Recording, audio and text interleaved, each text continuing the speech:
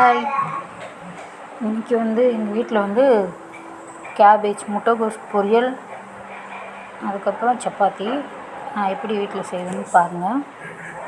First pan வச்சு oil போட்டு கடுகு சீரகம் போட்டு அதுக்கு இதுவான பேர் கருவேப்பிலை போட்டு அதுக்கப்புறம் காஞ்ச மிளகாய் போட்டு நல்லா அதை கொஞ்சம் வதக்கிட்டு அதுக்கப்புறம் பூண்டு போடணும். தட்டி வச்ச பூண்டு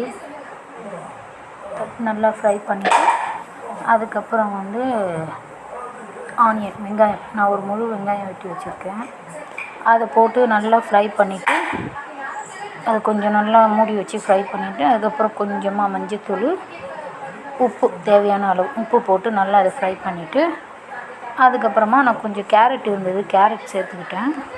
கோஸ், கேரட் நல்லா கட் பண்ணி வாஷ் பண்ணி வச்சுருக்கேன். அது பாருங்கள். அதுக்கப்புறம் நல்லா அதை ஒரு 2-3 பரட்டிட்டு சிம்மில் கொஞ்ச நேரம் வைக்கணும். வச்சுட்டு அதுக்கப்புறம் தண்ணி ஊற்றாமல் செய்யணும். ஆனால் நான் இதில் கொஞ்சம் ஒரு அரை கிளாஸ் 1/4 கிளாஸ் இருக்கும் கொஞ்சம் தண்ணி ஊற்றிக்கிட்டேன்.